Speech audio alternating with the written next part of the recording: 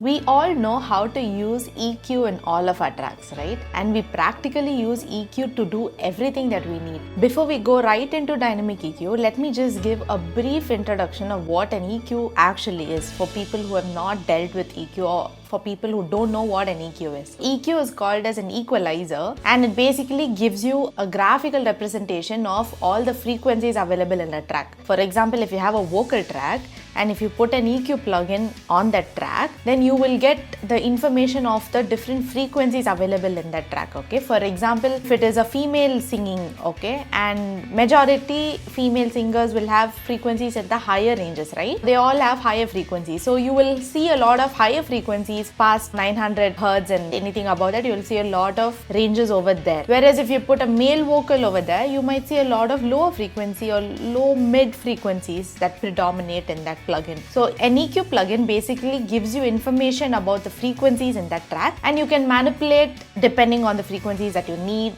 the frequencies that you don't need. You can boost, cut, things like that. So this is what an EQ plugin actually is. And if you want to learn more about what an EQ plugin does, how to use it, especially in Logic Pro or just in any plugin, you can click the link over here and you can learn a lot more about EQ. So now that we know how to use an EQ, let's understand what a dynamic EQ is. So like I said in the intro, for example, let us assume we have a vocal track over here and there are some harsh frequencies coming around 2K to 4K hertz. Okay, exactly in that place there is a very harsh frequency coming in one particular duration of the song. You will immediately put a bell curve over here, reduce the Q and cut it down like this. What you've done is right, except that whatever frequency that you cut, it is cut throughout the song. Okay, it is not in that particular duration alone, correct? In other places where that harsh frequency is not coming, you have frequencies that are needed, that are useful, that are needed to get out that crispiness of that song and things like that, but you're cutting that particular frequency in those parts of the song as well. So you're losing some useful frequencies. The song is becoming a little bit emptier if you keep cutting frequencies like this. So if you need to cut that frequency at that particular duration of that time alone, another method would be to automate. But again, automation becomes a bit more robotic and it is not fluid or it is not flexible, right? So to more accurately do all these changes, we need dynamic EQ. This is the use of dynamic EQ. Exactly when that harsh frequency hits, that's when your EQ slowly cuts it down and it remains the same during the other parts of the song. Let's learn how to use dynamic EQ using a FabFilter plugin. So right now in this project, I have one hi-hat track over here and I have one synth over here. Just listen to it once and see how it's sounding.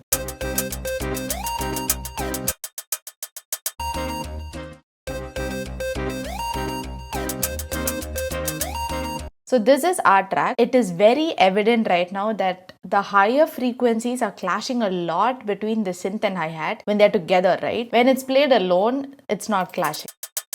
When it's played together, that higher frequency is clashing a lot. Let's learn how to dynamically make cuts and make changes. The first thing that I'm going to do is add a FabFilter EQ plugin over here. So I'm going to add it to the hi-hats first. Pro Q3, right? Put stereo. And I'm going to add another EQ plugin over here, the same EQ. So Pro EQ. So let's first talk about a normal way of making this dynamic EQ. I'm just gonna mute the synth track, keep the hi-hat track alone. Now open up this Q3 of the hi-hat. So let me just play and show what's happening in this plugin. We are getting a bit of signal over here, right? If I just reduce it over here, let's see what's happening.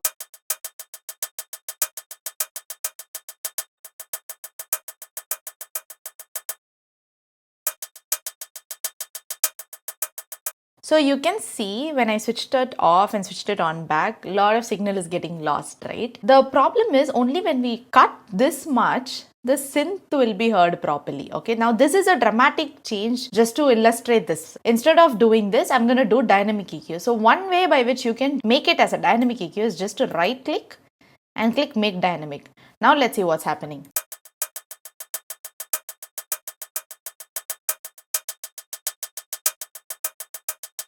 Happening is even over here. So you don't have synth over here, but still dynamically it's getting cut. Like you can see that graph is occasionally going down and up, basically when that frequency is coming. For example, I've reduced it around 4588 hertz, right? So when that particular frequency around that range keeps coming, it is dynamically cutting. So only when that frequency is coming, okay? Previously what had happened is whether that frequency comes or not, that range gets cut. So this is one way of making it dynamic. But again, the problem is, even though it's cutting only when that frequency occurs, there is no relation between the hi-hats and the synth. So to make that relation happen, that is why we are gonna do a side chain to this dynamic EQ. So if you don't know what a side chain is, it basically means when you have two tracks that sound around the same frequency, bass track and a kick track, both occur in that lower frequency spectrum, correct? So when you play it together, it'll clash. In order to not make it clash, you are gonna put a compressor on the bass track and side chain the kick to it, okay? So what happens then? Every time the kick comes in, the volume of the bass drops down, and when the kick doesn't come in, the volume of the bass remains at the same level, okay? So if you want to learn more about sidechain and see properly how it needs to be implemented, then click the link over here and you can learn properly how to sidechain, okay? Once you know how to sidechain, you understand the concept here, right? Every time the synth is played, this particular change will happen. So let's see how we're going to make this. So let me first remove this,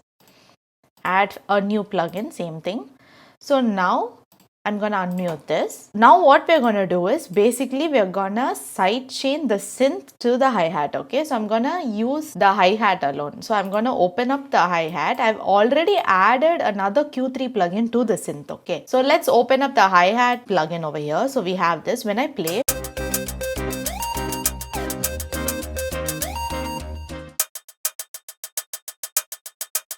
so this is what we have. Now what I'm gonna do, there is this thing over here, right? Analyzer. I'm just going to click that and select synth. Now let's see what's happening. Okay, so didn't you see those two waves over there? One in red and one in white. Okay, watch again.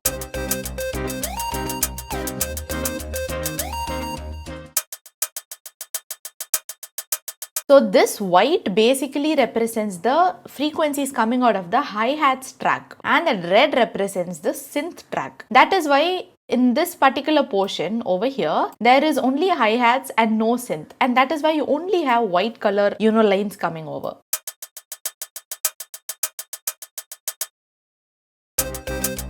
Once you do this, you are able to visualize both the frequencies that occur on both the tracks, correct? So now we're going to concentrate on this particular place alone, because that is where there's a lot of frequencies clashing. And I want that clash not to happen, especially when the synth is coming. When the synth is not there, I just want it to be normal. So over here, you have something called sidechain, right? You click that, go over here to audio. Now, because our synth track is an audio track and not a MIDI track, we can directly go to audio and click synth. Now we have sidechained our synth to the hi-hat. Next step would be to first put a point over here, because that is the place where you're going to make the changes, right? Now once you put a point, immediately you'll get this small tab over here. We're going to enable a button over here. So how I'm going to do that is, did you see this change to auto?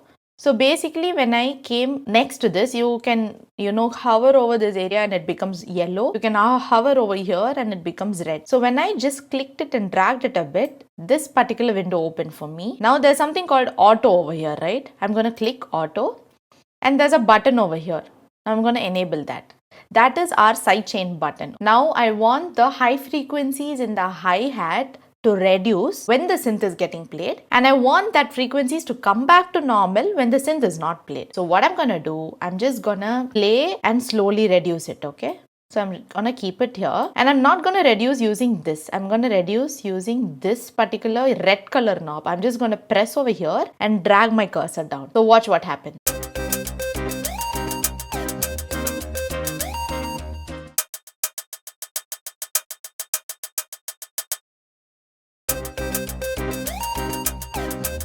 So I'm going to do some dramatic changes over here, and I'm only using this, not this knob, okay? Like I said, this red color knob, you just click and drag.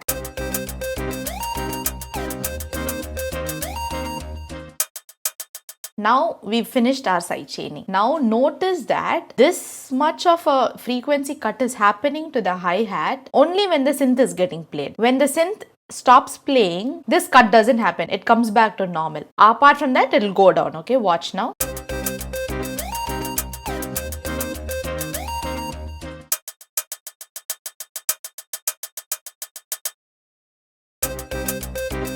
So do you understand what's happening? You can, even easily tell it by the sound of the hi-hats, right? The volume is just dropping down when the synth is there. And automatically when it stops playing, the hi-hat sound comes back to normal. Now I'm gonna just, mute the synth and show you so that you can properly hear the hi-hats.